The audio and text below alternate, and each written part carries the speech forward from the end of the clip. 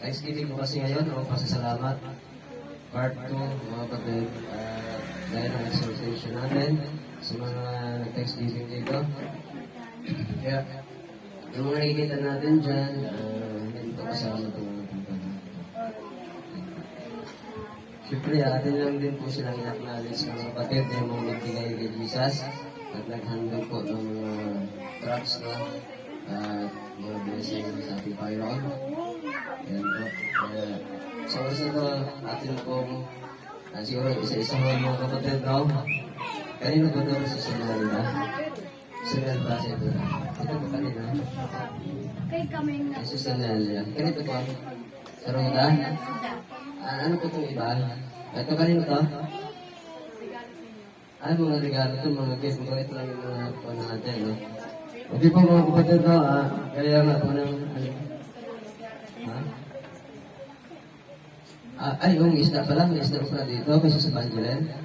Ito yung sinabi kanina. Matigas na to. Yan po. No, ganun yung iba. Okay, siyempre, ang Bible mga kapatid, kung ano yung itinanim natin, ay siya din ating anihin. Sabi ng Galatia, no?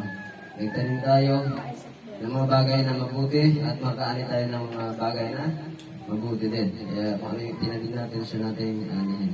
Malit man ito o malaki, yun po ay grasya natin. Pero kaya nga dito sa atin, talagang turuan natin sarili na magbigay kay Jesus. Kasi sa Bible kasi may mga tinatawag silang first fruit. No? Sa Israel, may first fruit. Halimbawa, teacher ka, nagsahod ka, ang iba kasi na mga simbahan, daw ginatuman nila itong first fruit. Pero ang Green Passion ay natin na gina-apply. No? Pero kung sa conviction mo ay gusto mo magbigay ng first fruit kay Jesus, gawin mo.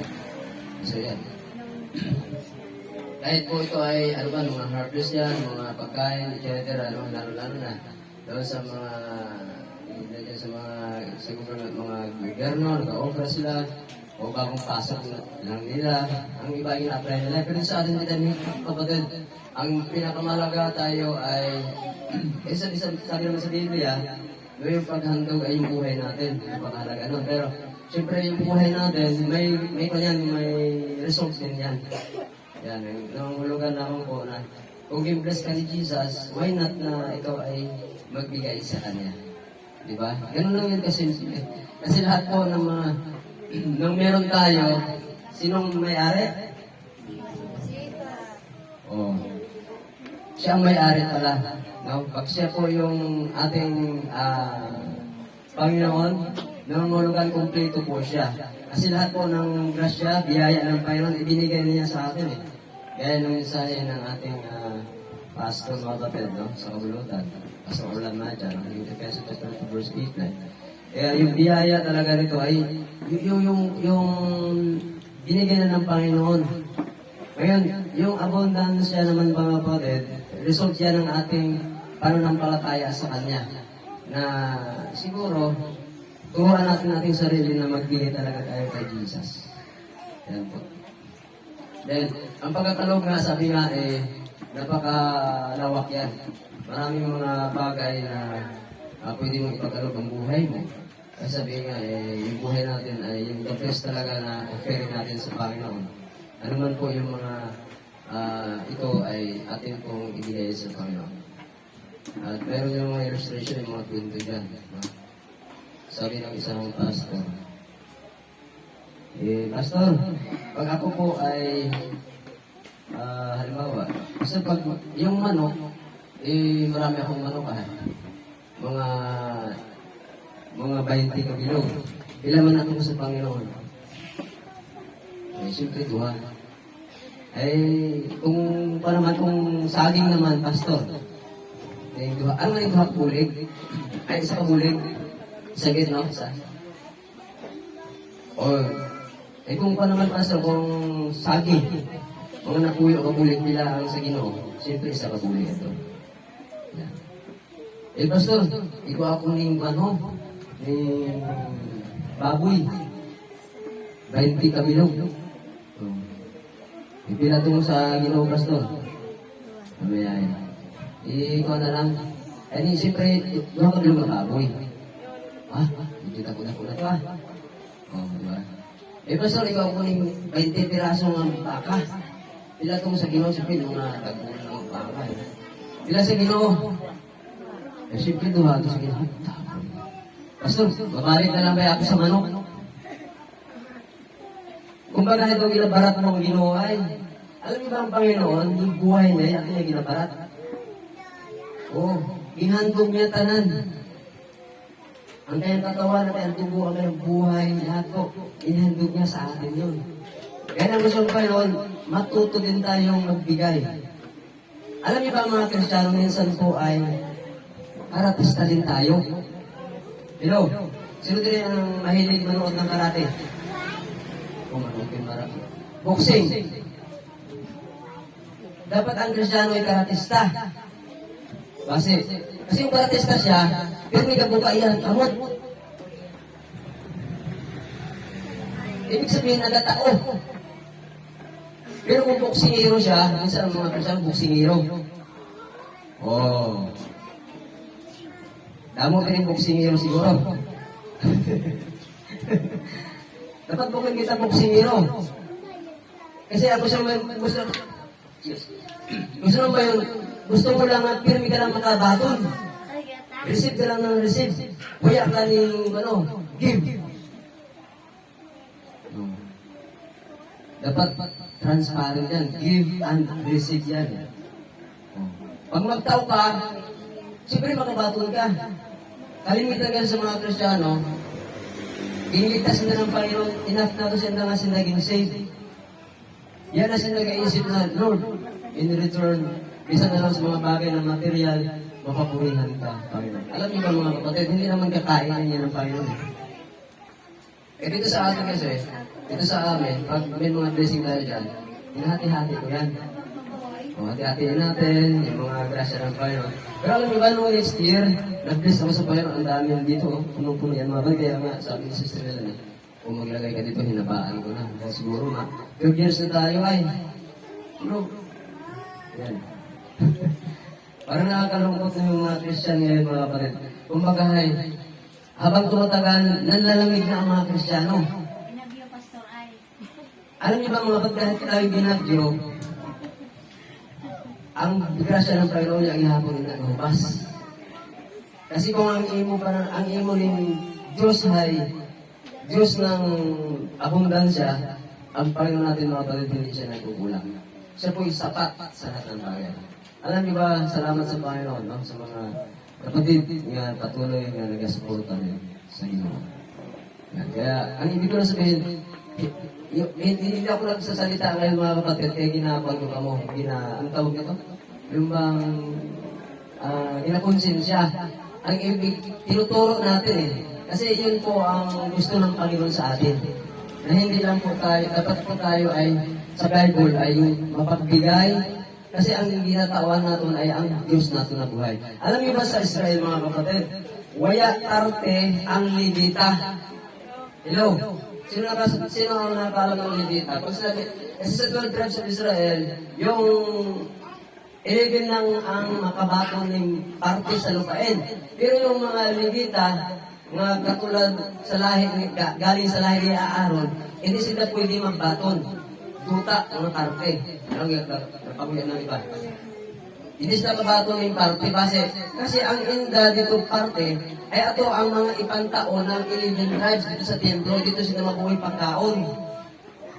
Gani, kailangan magtao sila sa templo. Kaya pag hindi sila magtao sa templo, ginakurs sila, ginasumpa sila. Gani, may mga prayer na sa ating pagkakalo na hindi dapat mabuhos ng bulsa. Hello? Kasi dapat sila ay abusador, hindi sila faithful, yes, nagasunod sa kautusan ng Ginoo, maghalad sa templo ng mga bagay na mga kapatid. Hindi man sila i-bless ni Panginoon. Pag ikaw ay kahinuyang, manguyang ka na lang din forever yan. Pag ikaw ay inutang-utang ka na lang din na forever. Oo.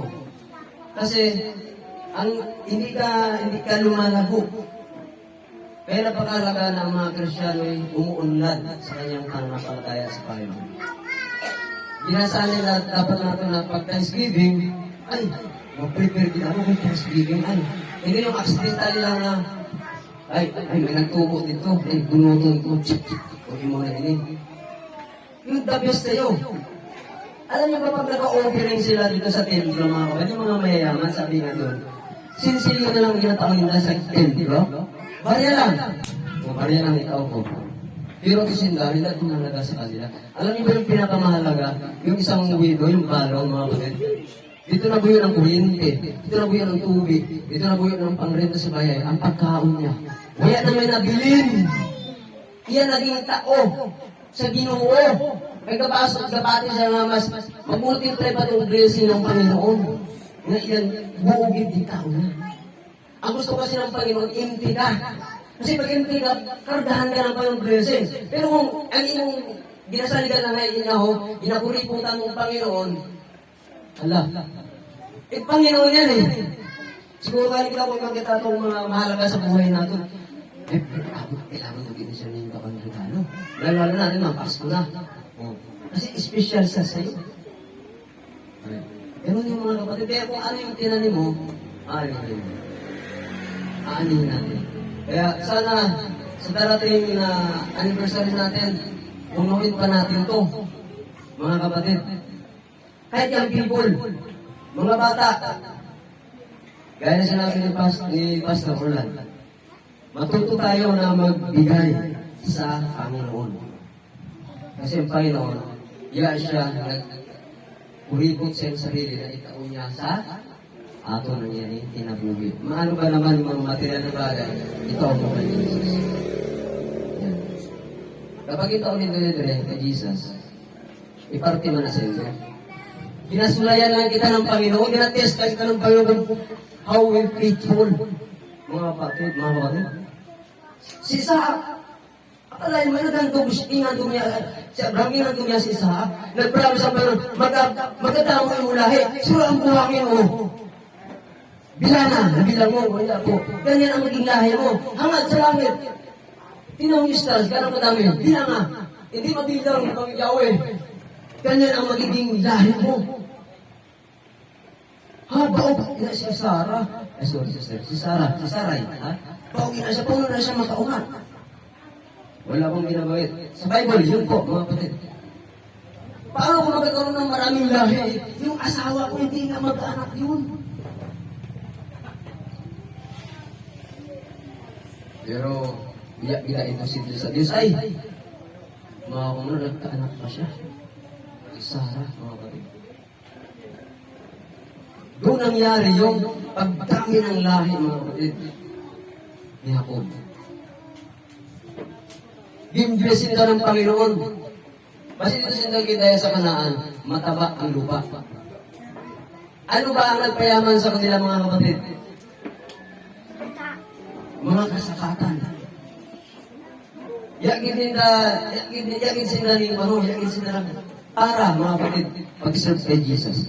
Pagkatapos, yung ano ni, hinandog ni, gintes ko, mga kapatid, gintes ko ni Yahweh, si Abraham. Siyempre, ang kanyang anak ay si Isaac. Mula kita itong nag-iisa niya nga.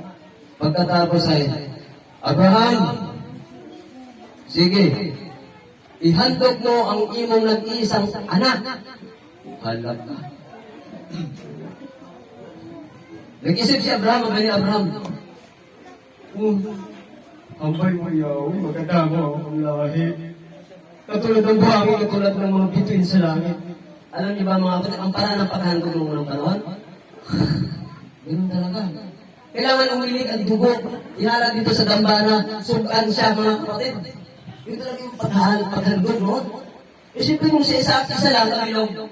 Aber, maunga, maganda mo bang lahi? Ayaw na namin, ayaw ang isawa ko, sabi niya. Pero hindi magdamon yung lahi. Hindi magdamon ang lahi. Ang ni Abraham. Pero, gapaki si Abraham, kapag hinandog ko ang unga ko, buhay ulit niya siya ni Yahweh. Hughugay ng mga kapatid. Minsan yung bagay na mahalaga sa'yo, ihandog mo sa church, sa Panginoon. Kasi mahalaga yun eh. Yung pinakamahalaga, ihandog mo sa Kanya. Kapag ihandog mo yun sa Panginoon. Kaya nabibless ako doon sa mga kapatid na nagasigap ko. Ganda. Diba? May disenyo pa yan. Yung ibig sabihin yan, pinhaguan. Susunod ba nakakagawa pa po ng ganyan mga kapatid? Ito po natin kapatid, ha? Hindi tayo malakas tayo, mga people, no? Diba? Parang napapahiya tayo, di ba? Ang lakas pa natin. Hindi tayo makagawa. Ikaw, pastor. Ang pastor nga ninyo eh. Wala rin, di ba? Pero alam niyo ba mga kapatid, itinuturo lang po natin yung katotohanan na ang paghandog sa Panginoon, mga kapatid, buo. Walang pagtuha-tuha. Laging handugan mo ang Panginoon. Yeah. Siyempre, katulad nitong mga decoration na to, palakpakan po natin ang Panginoon sa mga kabataan. Yan po. Ito po sila. Yan po. Ang ating coordinator, Mr. Melanie. Palakpakan natin ang Panginoon natin. Yan, mga workers na sa Nelia. Palakpakan ang Panginoon natin. Siyempre, mga kapatid, mahirang palakpak natin, mga kapatid. Kami nalibay. Ang kaya kami na sila na nag-biglayin. Alam, mga kapatid, ang mata na ako nga ni Ho. Ano ba, pang liluwas mo na ito lalim sa lakay. Ang iwan sa misa siya, mukha ka, parang patalong ako. Nag-gospel ko na rin. Diba? Yung kasuporta, yung mga kabataan natin, nagpanghugas, kaluto, mga worker natin, mga kapatid, nagtawag pa ako ng dito sa ako mga kapatid. Sa kapatid to, Ding, karidre, mayat ka magluto, mayo na. Magyara na akong bayaw. Napuna pa ng bayaw ko mga kapatid. Ito na obrahon. Salamat sa payo para komportable magluto.